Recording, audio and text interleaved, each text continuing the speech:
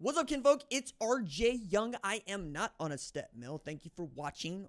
Wherever it is that you're watching, we just went over 111,000 subscribers. Despite your boy being up 1 a.m. in the morning, Eastern Standard Time, doing a live show from the hotel room because, well, I love y'all. And the neighbors knew about it. It's also kind of cool because I'm moving around for a wedding. That's how much you know it's important because I'm at a wedding during football season. It's a whole thing, but I got to run into a number of people that watch the show, and if you are one of those folks that I ran into at the airport that watch the show, thanks for saying hi.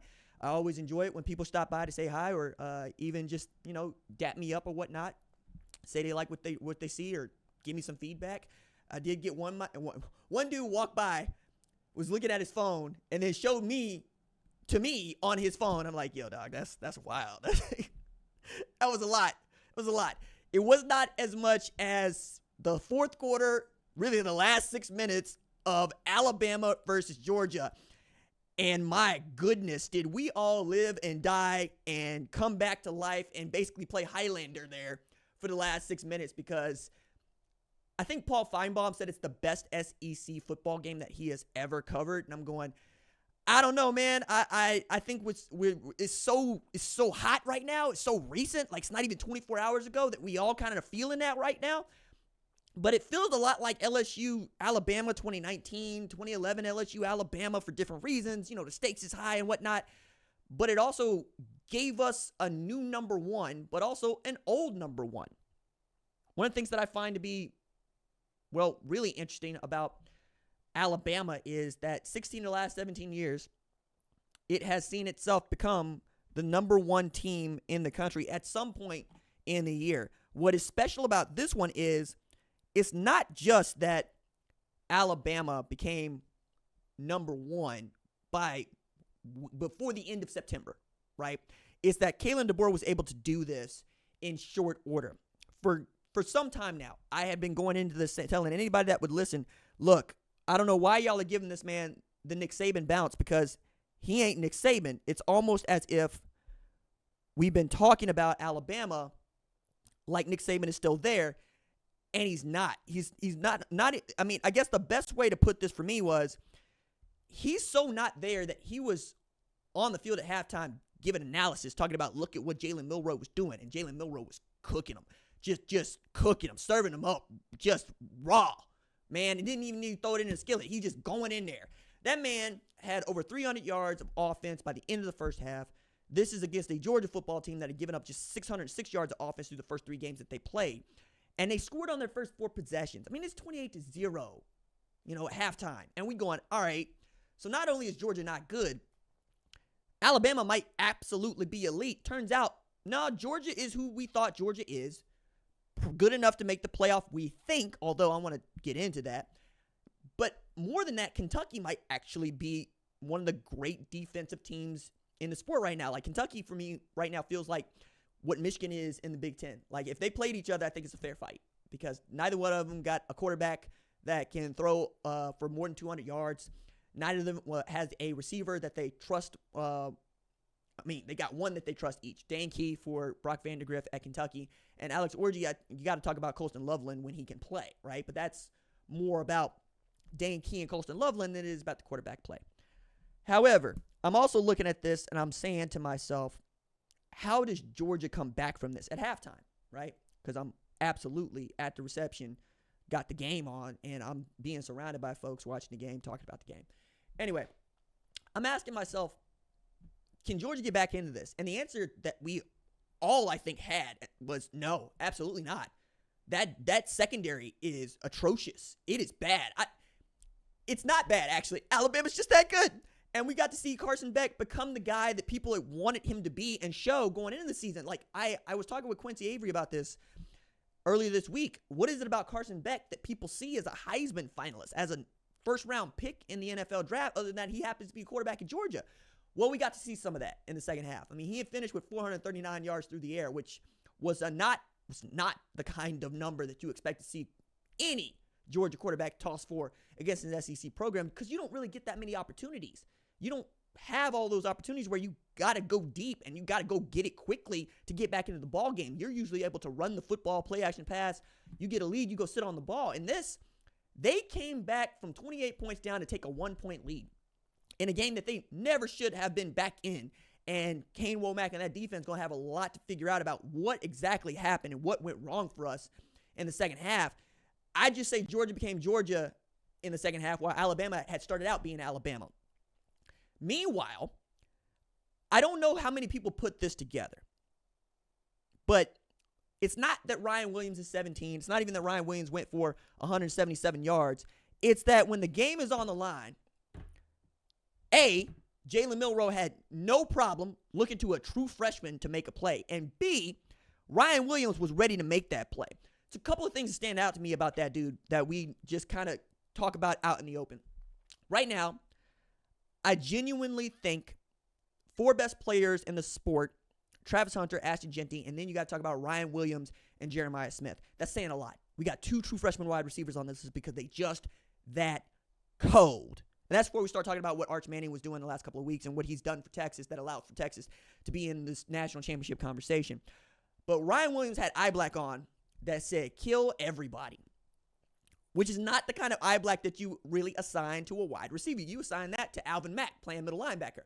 You assign that to Andre Krim on the defensive line. You know, you assign that to my man Lattimore talking about a place at the table. But the wide receiver was out there going, nah, Jalen know what time it is. 4 + 2 = 6. And then he got some cold lines. Like Chris Lowe did a great feature on him for ESPN following this. I say feature. It's a game story feature about what Ryan Williams meant and what he did at the biggest game on the biggest stage. But some of the quotes were just money. I love these. Like, first one is, I just had to do my part helping us finish the game. We done too much. We come too far. Somebody had to make a play. Okay, true freshman. Like, that's one. But the other part that I loved is he had some cold answers like, hey, do you expect that, Jalen Milroe's just going to keep feeding you the football all the time? And my man said, no, I ain't got to be a mailbox. He knows what's up. I love that. I'm going to start calling that man mailbox because he ain't got to be one. You ain't got to fill me up. You ain't got to stuff me with no leverage. You ain't got to stuff me with no envelopes. But when you need to go get a play made, you know what time it is. So the play that he made, the one with that nasty Heisman-level spin move he had, came against Malachi Starks.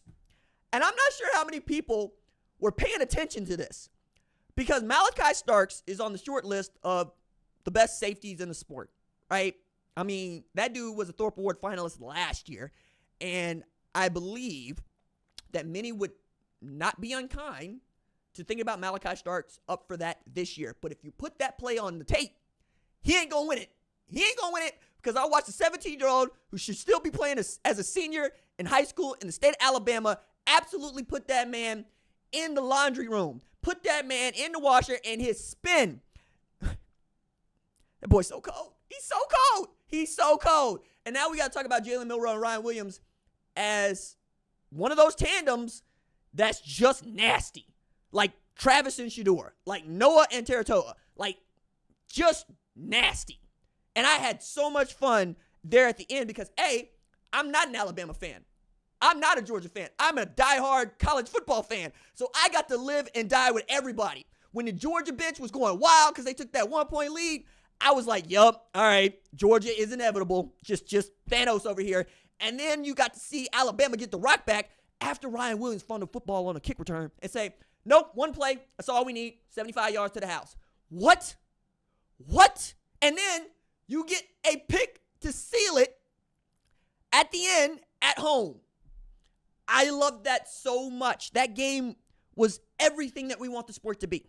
One of the things that people have said for some time now is college football is getting ruined.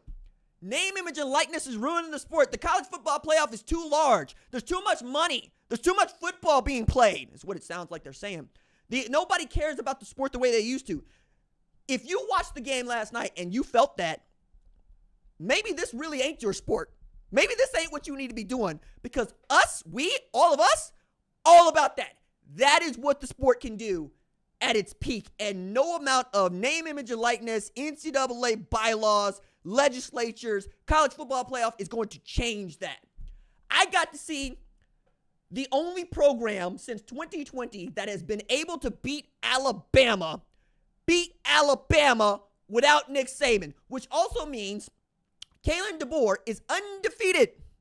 Undefeated, I say, against Dan Lanning at Oregon, Steve Sarkisian at Texas, and now Kirby Smart at Georgia. We went from going, maybe Kirby just got a Nick Saban problem. Everybody got a Nick Saban problem, right? He won 1-5 against Nick Saban when Nick Saban's at Alabama.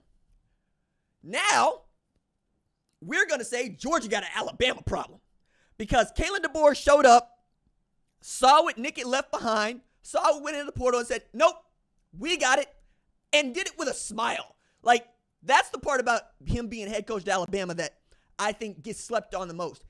He is having a good time. He is being personable. He is being kind to everybody, and he's allowing people to talk about the program, at the program, in the program. And everybody is on board, and it's working. Do you realize they are explosive? They are black dynamite everywhere they go. That Jalen Murrow put up 374 through the air and 117 on the ground. And we were talking about a dude that got benched last year that has now doubled up Georgia. That looks like they can hold this number one for some time. Now, I can't wait to see Alabama-Tennessee because that's going to be absolutely great. Tennessee showed what happens when they face a defense that's worth a damn. And I'm hearing from Tennessee fans now, it's like, hey, RJ, Josh Heupel took his foot off the gas. Yeah, he had to because Nico Iamaleava was going to throw the football to the other team. I keep hearing y'all talk about this like it's mercy. First of all, ain't nobody in Oklahoma asked for your mercy any more than we asked for your lawn care advice. Go home. Go to Nayland. Okay? We'll see you on the other side. You got the W, 25-15. We understand that. Take your bye week, get healed up. Because if you put the ball in the air again, you know who's going to take it from you. That's why you ran the football 53 times out of 75 plays. A program that wants to run a program that wants to run 100 plays in a game, throttled down because they knew what this defense was about. And if you didn't know, you saw what Kip Lewis did. Bend, don't break. Pick 6. Took it back to the house. Saw what R. Mason Thomas did. Getting your quarterback on the ground. I think Alabama's going to have something for Tennessee, but I can't wait to see it. I really can't. Meanwhile, we looking at Georgia going, oh, this is how, this feel familiar at all? This feel something? This feel familiar at all? Because it seems like if we put somebody in front of Georgia that ain't Alabama, they're going to roll. They're going to do what they do. They're going to find a way to win the football game, or Kentucky's going to find a way to give it back to them. You realize Kentucky is this close to having 2 top 10 wins in the SEC after getting stomped out by South Carolina? That's wild. Now, Kirby would be the first person to say, especially when they go get beat by somebody they shouldn't be, it's hard to win games in the SEC. For the first time, that feels real.